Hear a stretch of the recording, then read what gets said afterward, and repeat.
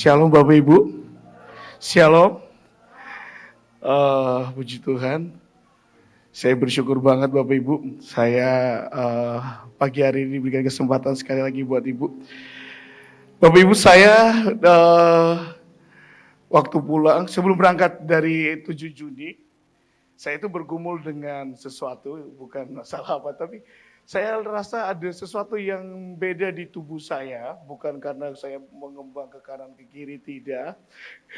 Tetapi ada sesuatu yang lain, saya lihat ada angin yang lain. Wawan boleh taruh bassnya sedikit biar gak menggema. Ya. Bapak Ibu, saya itu rasa kayak ada sesuatu gitu ya. Singkat cerita saya coba tensi gitu ya, coba tensi. Dan buat saya paling gak suka itu tensi elektronik yang digital itu saya gak suka. Saya lebih suka yang manual yang gampang dilihat itu lebih tepat gitu ya. Dan waktu itu diperiksa, saya tuh sampai gak percaya Bapak Ibu. Masa sih? Itu rekor mungkin yang paling tinggi. 100 sampai 180 per 179 per berapa gitu ya. Tapi saya bilang kok saya gak rasa apa-apa gitu ya. Saya bilang kayaknya ada yang salah gitu ya. Oke. Saya bilang saya tutup itu pemeriksaan tensinya, saya bilang tutup, oke. Saya berangkat. Tapi sebelum berangkat, waktu saya pergi, ibu sempat ngomong gini, kamu pergi ke Papua gitu ya, jangan ke NTB lagi. Buat saya lihat wajah ibu saya yang satu, ibu berkata, kamu harus ke NTB. Tapi saya disuruh ke Papua. Oke, saya berangkat Bapak Ibu. Saya berangkat, hari itu saya bilang, oke saya berangkat. Tapi yang saya bersyukur seperti ini Bapak Ibu. Saat saya berangkat, istri saya pergi. Dan pasti pikiran saya adalah di anak saya. Ini nanti anak saya gimana ya? Saya bersyukur Bapak Ibu, tapi anak saya juga ambil bagian di Bandar Gebang, melayani juga, nari juga. Saya bilang, wow, kami bertiga dimanapun kami berada, saya bilang Tuhan terima kasih. Tapi ada angin yang sedang bergerak, angin yang sedang berhembus. Boleh dibantu Wan, biar suaranya gak menggema gitu ya. Nah, setelah saya pulang, saya coba cek Bapak Ibu. Sebelum pulang, saya begitu sampai, adik saya berkata gini, ayo naik timbangan. Loh saya baru datang, kamu suruh saya naik timbangan. Kamu naik timbangan? Ya enggak, saya bilang pasti sekitar inilah. Bu, ternyata berat saya naik, saya merasa saya udah mulai kurus. Ternyata saya genap 9 puncak, 90 kilo. Wah ini gak mungkin gitu ya. Pertama kali datang 54. Sekarang naik 40 kilo. Padahal saya rasa badan saya kurus, langsing. Tapi kenapa jadi 90 gitu ya? Enggak, saya di detox Bapak Ibu. Saya di detox, diberikan jus. Apa semua dikasih jus. Saya bilang saya ini kayak aneh, saya bilang gini. Saya mau datang, saya mau pergi. Singkat cerita, puji Tuhan Bapak Ibu. Waktu datang keliling semuanya, saya berkata, Tuhan Engkau sungguh amat baik. Puji Tuhan. Seluruh Papua Barat itu bisa ditembusin Bapak Ibu. Saya ketemu semuanya. Yang menurut saya gak mungkin tapi semuanya bisa tembus. Ikut pawai juga, itu karena anugerah Tuhan Bapak Ibu. Yang buat saya adalah seperti ini Bapak Ibu. Mau gak mau semuanya kita akan dilihat dan dinilai. Bahkan orang akan melihat setiap kita. Waktu saya datang, saya itu sampai, Bu, mohon maaf mungkin udik atau gimana, tapi saya baru tahu. Saya selesai khotbah, ada seorang ibu-ibu datang. Wah ini Pak Samuel, selama ini saya nonton lewat YouTube, hari ini saya ketemu Pak Samuel.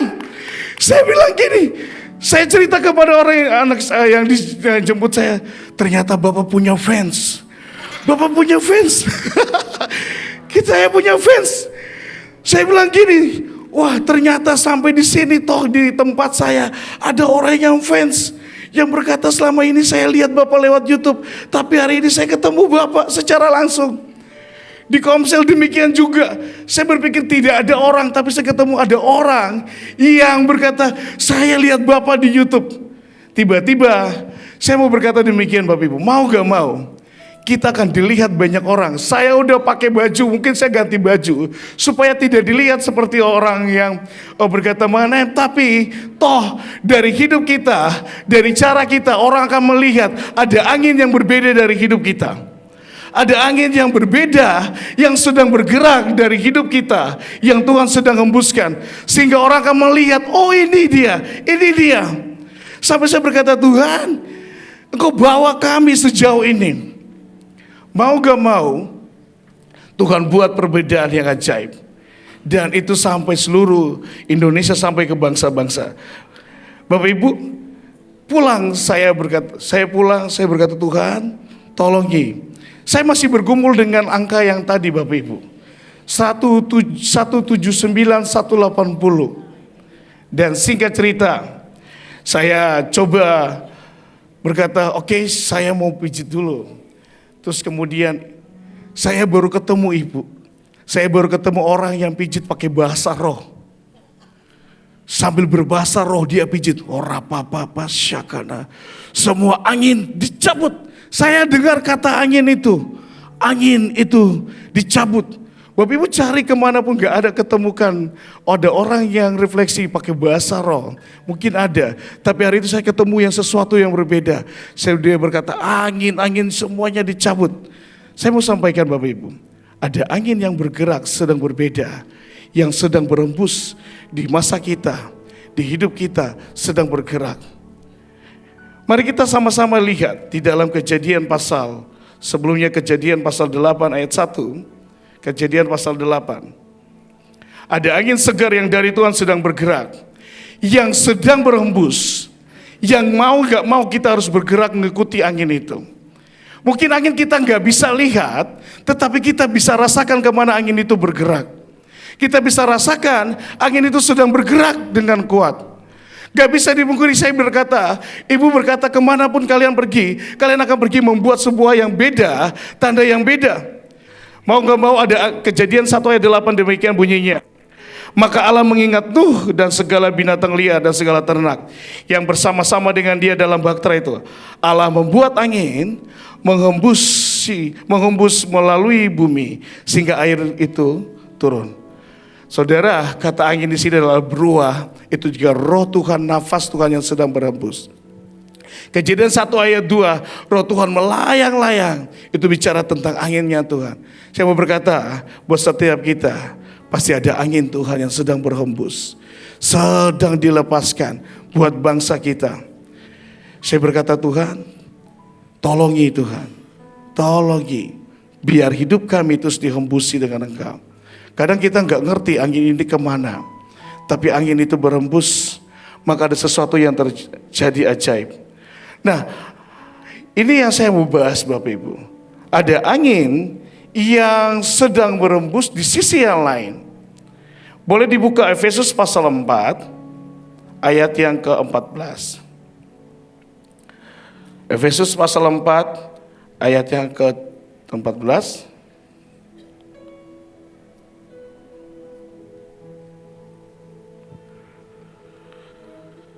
Saya mulai dari ayat 13. Sampai kita telah mencapai kesatuan iman dan pengetahuan yang benar tentang anak Allah, kedewasaan penuh dan tingkat pertumbuhan yang sesuai dengan kepenuhan Kristus. Sehingga kita bukan lagi anak-anak yang diombang-ambingkan oleh rupa-rupa angin pengajaran, oleh permainan palsu manusia dalam kelicikan mereka yang menyesatkan. Waktu saya baca ini, ada sesuatu yang buat saya cukup mengganggu saya. Kemarin waktu saya pergi, saya nggak tahu tapi muncul ada sebuah pengajaran yang baru sedang berkata bahwa kerajaan Allah itu tidak ada. Saya mendengar itu, saya bilang ini cukup mengganggu bahwa buat semua orang, mereka beranggapan bahwa kerajaan Allah itu tidak ada. Karena kerajaan Allah itu ada di bumi. Atau surga itu tidak ada. Surga itu tidak di atas, tapi sudah ada di bumi. Saya berkata, wah ini ada sesuatu yang salah. Ada sesuatu yang angin yang berbeda yang berhembus. Dan ini yang saya mau sampaikan buat setiap kita. Waktu di ayat yang ke-14, sehingga kita bukan lagi anak-anak yang diombang-ambingkan oleh rupa-rupa angin pengajaran, oleh permainan palsu manusia dalam kelicikan mereka. Ternyata ada satu permainan yang perlu kita hati-hati.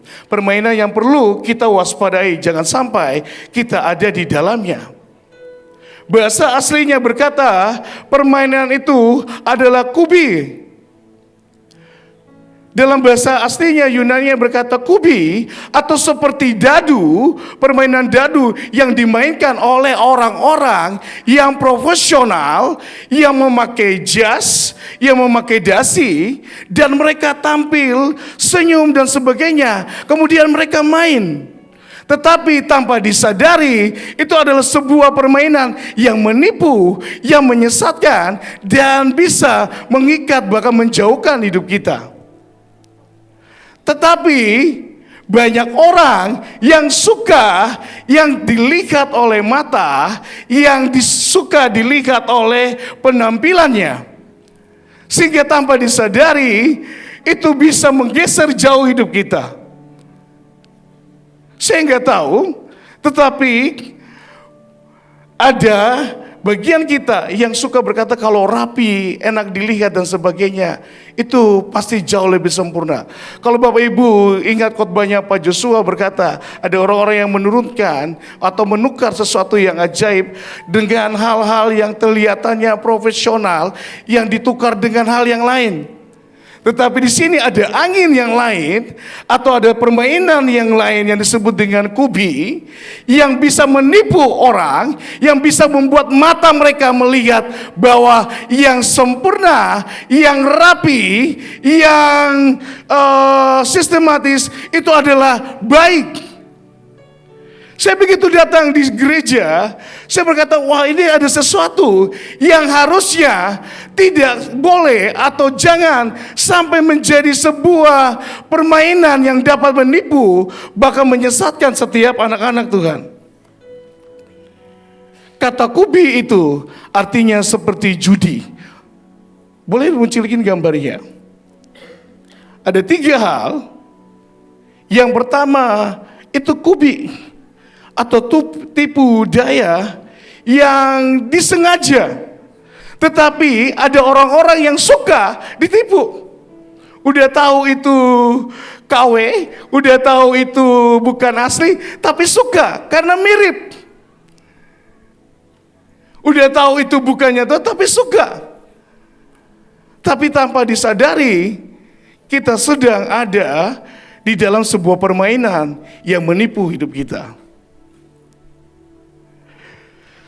Yang kedua, yang disebut dengan pornografi, kelicikan atau kecerdikan. Cerdik yang jahat. Kejadian pasal 4 atau kejadian pasal 3 ayat 4, kejadian 3 ayat 1. Adapun ular adalah binatang yang paling cerdik. Yang paling cerdik dari semuanya, tapi dia dipakai, ditunggangi untuk melakukan hal yang jahat. Kadang kita suka hal-hal yang kecerdikan, ketangkasan, tetapi sesungguhnya itulah tipu daya atau permainan palsu yang sedang mengarahkan kita untuk jauh. Waktu doa 7 Juni, saya telepon seorang hamba Tuhan. Dan dia berkata, gak bisa, kami sedang sibuk. Kami sedang buat acara yang besar. Benar itu acara yang besar. Dan itu acara nasional. Tetapi saya berkata, Tuhan ini gimana? Kamu hubungi yang lain, pasti ada cara jalan keluarnya. Singkat cerita, saya ketemu dengan seorang yang tiba-tiba bisa bisa menggerakkan atau mengkonfirmasi buat seluruh provinsi. Ternyata dia BKAG provinsi dan kabupaten. Dan itu semuanya pengumumannya bisa nyampai kepada 6 kabupaten. Dan seluruhnya diinformasikan. Dan bisa ikut doa di tanggal 7. Saudara, ada hal yang perlu kita hati-hati. Saya nggak tahu waktu kita melayani, kita sedang bekerja dan sebagainya. Hati-hati, jangan sampai kita memakai cara yang salah, cerdik, licik. Tetapi itu tipu muslihat. Yang ketiga, buat saya yang paling yang mengagetkan saya adalah dari kata kubi itu artinya metode atau metodia. Sebuah cara sistematis yang dipakai. Itu ibu paling gak suka.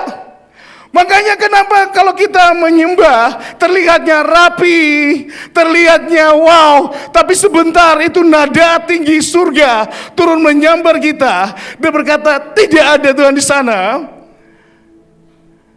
Buat saya termasuk orang yang suka yang mengikuti rapi, sistematis, pokoknya udah ngalir. Tapi rapi, tertata, tidak boleh ada kesalahan dan sebagainya. Sesungguhnya itu yang disebut dengan permainan palsu atau permainan judi kubi yang dipakai oleh orang-orang yang penampilannya rapi, memakai jas, yang memakai dasi, dan dikatakan lebih spesifik kepada guru-guru atau pemimpin-pemimpin yang tampil di depan. Mari jangan sampai kita tertipu, jangan sampai kita tertukar, kita menukar cara yang berbeda, kita menukar cara yang terlihat yang profesional, yang melihat semuanya rapi, tersusun rapi, tetapi sesungguhnya kita sedang digeser kepada hal yang lain. Harusnya kita bergerak dengan caranya Tuhan, anginnya Tuhan. Hari itu saya ingat ibu pernah datang di sebuah gereja. Saya berkata, Tuhan kalau boleh jangan lagi balik lagi ke tempat itu. Yang hadir orangnya sedikit banget. Saya bilang mau taruh muka di mana, pulang pasti ketemu ibu lagi. Diajar lagi sama ibu. Tapi bersyukur banget, ibu berkata kamu balik.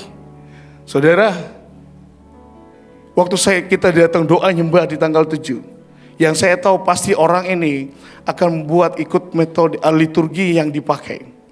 Tetapi begitu satu lagu nyanyi nyembah, waktu itu dinyanyikan di hadapan Tuhan, tiba-tiba dia berdiri, dia ambil mic, kemudian dia ambil alih dan berkata seperti ini, Bapak Ibu.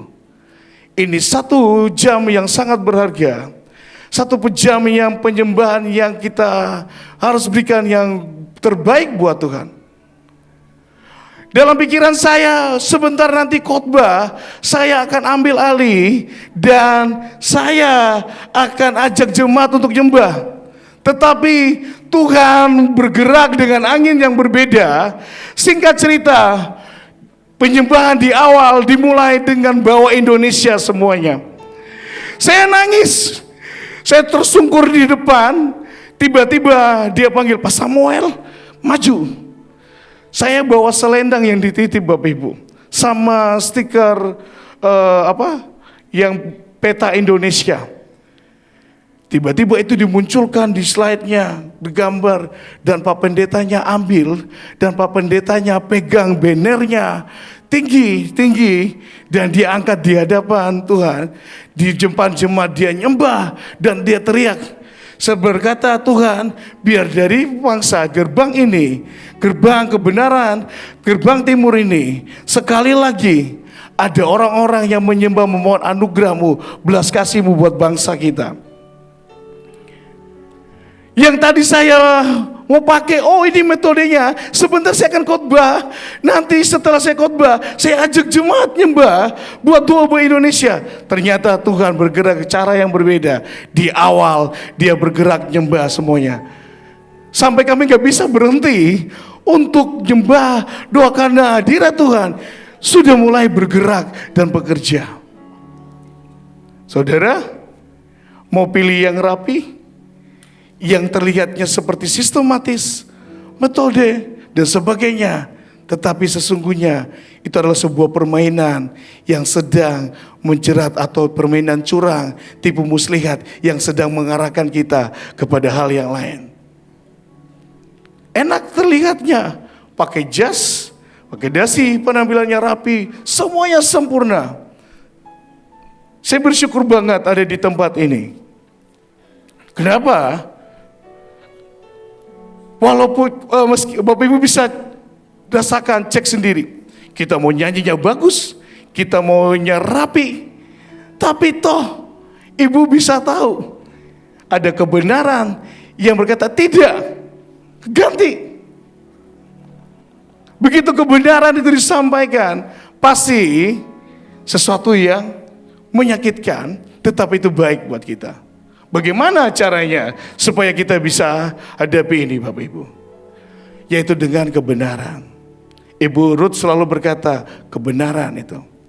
Tapi saya coba bahas sedikit dari sisi yang lain. Waktu saya tahu begitu, saya melihat bahwa kita itu dikenal, dilihat banyak orang. Tapi Tuhan taruh di hati saya bahwa mau gak mau kebenaran itu harus dilihat oleh orang banyak. Kebenaran itu harus dilihat dan dinikmati oleh banyak orang. Mari lihat di berikutnya, boleh slide berikutnya, ayat 15. Saya bacakan ayat 15, Efesus 4 ayat 15. Tetapi dengan teguh berpegang kepada kebenaran, di dalam kasih kita bertumbuh di dalam segala hal ke arah Dia, Kristus yang adalah kepala. Kita semua akan dibawa sampai ke puncak destiny, puncak yang tinggi. Tetapi ada angin yang sedang berembus juga. Buat kita tetap ada di atas, mau gak mau kita perlu namanya kebenaran yang Tuhan pegang, jamin hidup kita. Di sini ditulis dalam bahasa aslinya yaitu aliteo. Dia tidak memakai kata alitea, tetapi aliteo artinya kebenaran yang dilihat, kebenaran yang tidak bisa disembunyikan, kebenaran yang dilihat dari perkataan kita, hidup kita, cara kita, itu dilihat. Paulus nulis pakai aliteotes, yang artinya berkata benar, hidup dalam kebenaran, bertindak sesuai kebenaran, dan praktekkan kebenaran.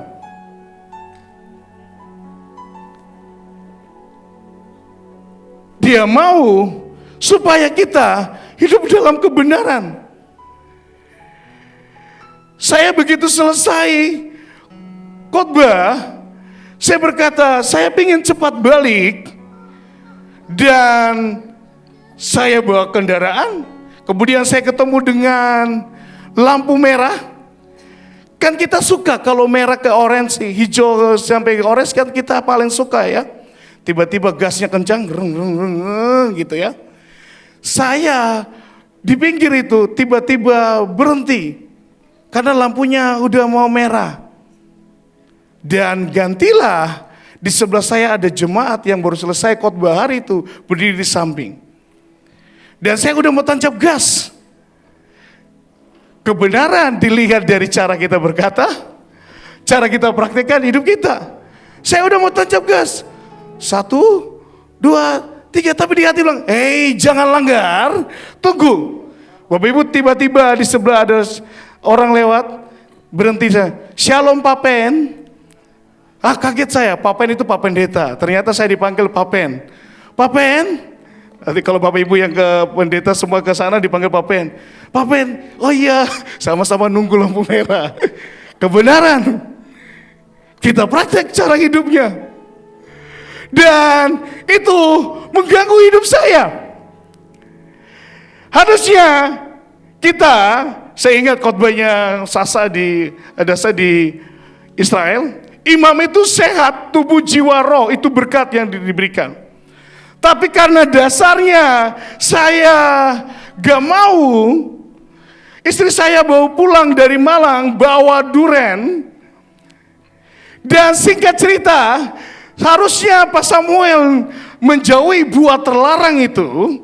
Tetapi saya mendekat buah duren karena baunya yang cukup mengganggu. Singkat cerita, itu ditutup dan saya masuk. Istri saya di kamar, saya buka pintunya pelan-pelan, saya usahakan tidak bunyi apa-apa. Dan saya tarik keluar, itu gede-gede banget, tapi di tempat ini buah terlarang. gak boleh dibawa, bijinya kecil, dan saya ambil Bapak Ibu. Saya makan, saya nikmati tanpa istri saya tahu. Singkat cerita, saya kelengar Bapak Ibu. Kok bisa, leher saya tegang? Kok bisa tinggi leher saya? Dan saya mulai cek, ternyata tensinya naik. Ada ibu dokter di sini. Nanti saya mau cek ke ibu dokter. Sudah turun atau belum? Pasti sudah turun. Saya cek, ternyata astaga 100 yang tadi, angka yang tadi. Saya bilang, Tuhan Yesus, anak saya udah ngomong, kamu doain hujan berhenti, kamu doain ini berhenti semuanya, tapi masalah yang satu, kamu gak bisa doain untuk berhenti. Kita hidup dalam kebenaran Bapak Ibu. Saya bilang, aduh Tuhan, iya Tuhan. Cara kita, hidup kita, perkataan kita, hidup dalam kebenaran, itu dilihat. Tetapi kalau Bapak Ibu lihat, itu dari akar kata aletheia, yaitu sesuatu yang tidak bisa. A itu tidak, aletheia itu yang disembunyikan, tidak bisa disembunyikan. Mau gak mau, kemanapun kita pergi, tidak bisa disembunyikan. Ada sesuatu yang beda dalam hidup kita. Kemanapun kita pergi, itu orang akan lihat, oh ini sesuatu yang berbeda. Cara kita doa, cara kita nyembah, cara kita berbicara, itu menunjukkan sesuatu yang berbeda. Maka orang akan datang lihat, Pak Samuel. Saya berkata, saya pulang saya tertawa sendiri. Saya bilang, selama ini ternyata Pak Samuel punya fans. Saya tertawa gitu. Wah, ternyata sampai di ujung dimanapun dikenal. Tetapi ada satu yang berbeda. Kebenaran itu akan dilihat oleh banyak orang. Cara hidup kita, cara bicara kita. Bapak Ibu, ada sesuatu yang cukup mengganggu saya. Waktu saya dikata, maaf, hari itu ibu berkata, kamu perlu belajar. Kan saya tuh paling gak suka, bukan paling gak suka, benar Bu, karena udah keluar duluan. Paling gak suka adalah begitu selesai makan-makan ibadah, saya jarang mau bungkus. Menurut saya itu sesuatu yang mungkin udah seperti kubi yang sudah ditanam oleh papa saya. Kalau gak ikut ibadah, gak ikut tertib rapi, tidak boleh makan itu kue yang disediakan. Jadi terbawa. Singkat cerita, begitu saya mau pulang, ibu berkata gini, belajar. Belajar apa ya? Ternyata Bapak Ibu belajar sesuatu yang beda. Belajar bungkus untuk bawa pulang, kasih ke istri. Saya bilang oke, saya bawa pulang. Saya kasih ke istri saya. Dan istri saya berkata, ini ada angin apa yang berbeda? Saya berkata, saya sedang belajar sesuatu yang baru. Dan itu kebenaran. Saudara, kita ada di tempat ini. Kita di tempat ini, firman-Nya, kebenarannya selalu disampaikan buat setiap kita. Percaya gak percaya, kemanapun Bapak Ibu pergi keluar, orang akan lihat. Firman-Nya berkata kita adalah suratan yang terbuka, yang dilihat oleh banyak orang. Orang akan lihat kita. Oh ini ternyata Pak Samuel. Oh ini ternyata anak Tuhan. Oh ini mereka yang doa, perang dan sebagainya.